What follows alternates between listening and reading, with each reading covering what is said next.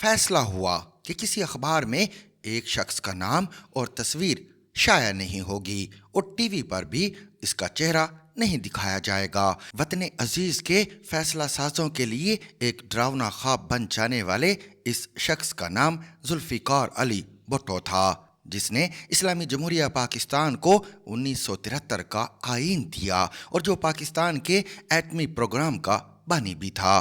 भुट्टो साहब का नाम और तस्वीर मीडिया से गायब करने का हुक्म 1978 में पाकिस्तान के तीसरे फौजी आमिर जनरल मोहम्मद ज़िया-उल हक ने दिया था। ये साहब 1976 में फौजी जर्नलों की सीनियरिटी लिस्ट में 7वें नंबर पर थे। भुट्टो साहब ने एक जूनियर जर्नल को आर्मी चीफ बनाकर अपना सियासी मुस्तकबिल महफूज बनाने की कोशिश की, लेकिन उनकी ये कोशिश नाकाम हो गई। जनरल ज़िया के दौर में सेंसरशिप के अलावा प्री सेंसरशिप कबल अज इशात सेंसरशिप भी आयद की गई। प्री सेंसरशिप की वजह ज़हीर काश्मीरी बने थे, जिन्होंने रोज़नामा मुसावात लाहौर के सफ़ाए अव्वल पर एक तस्वीर के साथ कुछ अशार शाया करके अपने कलम को बंदूक से ज़्यादा ताकतवर साबित करने की कोशिश की। 9 मुहर्रम की रात इन्हें ना जाने क्या सूझी। इन्होंने जुल्फिकार अली भुट्टो से मुतल्लक एक खबर के नीचे भुट्टो साहब की तस्वीर लगाई और इसके नीचे हज़रत इमाम हुसैन और यजीद के दरमियान मार्के से मुतल्लिक कुछ अशार शाया कर दिए। अगले दिन 10 मुहर्रम था और जनरल ज़िया-उल हक भी मातम पर मजबूर हो गए। उन्होंने अपने वफाकी सेक्रेटरी इत्तलाआत lieutenant general retired Mujibur Rahman के ज़रिए हुक्म सादिर कराया कि किसी अखबार में जुल्फिकार अली भुट्टो का नाम और तस्वीर शाया नहीं होगी। 4 अखबारात और जराइद को हुक्म दिया गया कि वो इशात से कबल अपना मवाद फौजी हुकाम से मंजूर कराएंगे। इनमें मुसावात लाहौर के अलावा रोज़नामा तामीर Rawalpindi, weekly view point Lahore और महानामा धनक लाहौर शामिल थे। उस ज़माने में हाफिज़ ताहिर खलील साहब रोज़नामा तामीर के असिस्टेंट एडिटर हुआ करते थे। हर रात को वो अखबार की कॉपी तैयार करके पहले एक मेजर साहब के पास लेकर जाते। मेजर साहब जिस खबर और तस्वीर को सेंसर करते, इसे अपने सामने कॉपी से निकलवाते और उसकी जगह लगाई जाने वाली खबर और तस्वीर को भी क्लियर करते। जब लाहौर हाई कोर्ट ने भुट्टो साहब को फांसी की सज़ा सुनाई तो पीपल्स पार्टी के कुछ कारकुनों ने खुद सूजियाँ शुरू कर दी। एक दिन रावलपिंडी में ऐसी ही एक खुदसूजी हुई और रोज़नामा तामीर ने सफ़ाए अव्वल पर खुदसूजी करने वाले की तस्वीर लगाई। हाफिज़ ताहिर खलील अपने अखबार की कॉपी लेकर प्री सेंसरशिप के इंचार्ज मेजर साहब के पास पहुँचे तो उन्होंने हुक्म दिया कि खुदसूजी करने वाले की तस्वीर हटा दें। हाफिज साहब की जेब में एक मुतबादिल इंतज़ाम मौजूद था। उन्होंने एक भारतीय शायर वसीम बरेलवी का एक कता तैयार करा रखा था।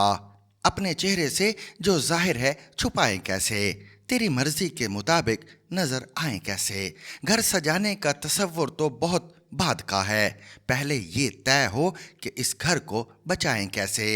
मेजर साहब ने ये कता पढ़ा तो फरमाया, ये शायरी तो हमारे खिलाफ है, ये शाया नहीं होगी। हाफिज साहब ने चेहरे पर मुस्कुराहट सजाकर मेजर साहब की अदबी समझबूझ की दाद दी और अर्ज़ किया कि वसीम बरेलवी तो एक भारतीय शायर है और भारत के हालात पर तशवीश का इजहार कर रहा है। वो जाने और भारतीय हुकूमत जाने, हम तो ये बताना चाहते हैं कि भारत ख़तरे में है। मेजर साहब इनकी बातों में आ गए और ये कता शाया करने की इजाज़त दे दी। अगले दिन अखबार मार्केट में आया तो आला फौजी हुकाम अपना सर पीट कर रह गए। कुछ अरसे बाद भुट्टो को फांसी दे दी गई। हाफिज़ ताहिर खलील ने सोचा कि ये इतनी बड़ी खबर है, जिसे फांसी हो गई उसकी तस्वीर शाया करने की इजाज़त तो मिल ही जाएगी। फांसी की खबर के साथ भुट्टो साहब की तस्वीर चस्पा करके उन्होंने अखबार की कॉपी मेजर साहब की खिदमत में पेश कर दी। मेजर साहब ने करख्त लहजे में तस्वीर हटाने का हुक्म दिया। हाफिज साहब ने खामोशी से तस्वीर हटाई और जेब से एक किताबत शुदा शेर निकाला। वो इश्क जो हमसे रूठ गया, अब उसका हाल सुनाएं क्या, कोई महर नहीं कोई कहर नहीं, फिर सच्चा शेर सुनाएं क्या।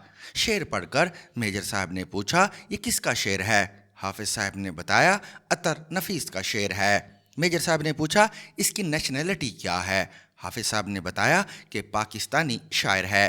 میجر صاحب نے غرا کر کہا کہ اس شاعر سے کہو بھٹو کو بھول جائے، اسے پھانسی لگا دیا گیا ہے۔ حافظ صاحب نے کہا شاعر نے یہ شعر بھٹو کی پھانسی سے بہت پہلے کہا تھا۔ ہم نے تو یہ شعر اس لیے پیش کیا ہے کہ آج کل پاکستان ٹیلی ویژن پر اقبال بانو کی آواز میں یہ پوری غزل بار بار نشر ہوتی ہے۔ میجر صاحب نے میز پر مکہ مارا اور کہا کہ آج آپ مجھے بیوقوف نہیں بنا سکتے۔ میجر صاحب آج کل نہ جانے کہاں ہیں، لیکن ذوالفقار علی بھٹو کا نام اور تصویر پاکستان کی تاریخ میں آج بھی زندہ ہے۔ عطر نفیس کی غزل آج بھی مقبول ہے اور حافظ طاہر خلیل آج بھی ماضی کے یہ قصے سنا کر موجودہ حالات میں مماثلت تلاش کر رہے ہیں۔ جنرل ضیاء الحق اور شہباز شریف کے دور حکومت میں بہت فرق ہے۔ ایک فوجی آمر اور ایک منتخب وزیر اعظم میں مماثلت تلاش کرنا کافی مشکل ہے، لیکن تحریک انصاف کے حامی اس دور کو بھی منی مارشل لا قرار دیتے ہیں۔ دلیل یہ ہے کہ 9 مئی کو فوجی عمارتوں پر حملہ کرنے والوں کے خلاف فوجی عدالتوں میں مقدمات چلانا غیر جمہوری ہے۔ ستم ظریفی دیکھیے کہ تحریک انصاف کے دور حکومت میں جب سویلینز پر فوجی عدالتوں میں مقدمات چلانے کے خلاف ہم نے آواز اٹھائی تو تحریک انصاف والوں نے ہمیں غیر ملکی ایجنٹ اور غدار قرار دے دیا۔ تحریک انصاف والے اپنے دور حکومت میں انسانی حقوق کی خلاف ورزیوں کو جنرل قمر جاوید باجوہ کے کھاتے میں ڈال کر بری الذمہ نہیں ہو سکتے، کیونکہ تحریک انصاف کی حکومت نے باجوہ کو 3 سال کی توسیع دی تھی۔ حال ہی میں تحریک انصاف نے اپنے آفیشیل ٹویٹر اکاؤنٹ سے یہ بیان جاری کیا ہے کہ وہ حامد میر جو اپنے آپ پر پابندیوں کا ذمہ دار عمران خان کو قرار دیتے تھے، آج یہ ذمہ داری باجوہ پر ڈال رہے ہیں۔ 2021 میں جب مجھ پر ٹی وی کے ساتھ ساتھ اخبار میں بھی پابندی لگی تو میں نے بی بی سی کے پروگرام ہارٹ ٹاک میں واضح طور پر کہا تھا کہ مجھ پر پابندی عمران خان نے نہیں، اسٹیبلشمنٹ نے لگائی ہے، لیکن عمران خان بری الذمہ نہیں، کیونکہ وہ ملک کے وزیر اعظم ہیں۔ افسوس کہ تحریک انصاف اپنی غلطیوں کا اعتراف کرنے کی بجائے جھوٹ کے ذریعے غلطیوں کو چھپانے کی کوشش میں ہے۔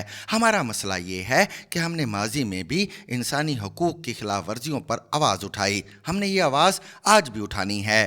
ہمارا تعلق کسی سیاسی جماعت سے نہیں بلکہ صحافت کے اس مکتبہ فکر سے ہے جس کے سرخیل منہاج برنا، نثار عثمانی اور حسین نقی ہیں۔ نقی صاحب جنرل ایوب خان کے دور میں بھی زیر عتاب رہے، بھٹو دور میں فوجی عدالت سے سزا پائی اور پھر جنرل ضیاء کے دور میں بھی فوجی عدالت سے سزا پائی۔ نقی صاحب کے لیڈر منہاج برنا نے آزادی صحافت کی جدوجہد میں ایک شعر کہا جو آج کل مجھے بہت یاد آتا ہے۔ آج مرثیاں لکھیں چوتھے ستون کا، یعنی قلم کی موت صحافت کے خون کا۔ For more informative videos with Chaudhary Javed, subscribe to our YouTube channel. Zigzag News. We make it special.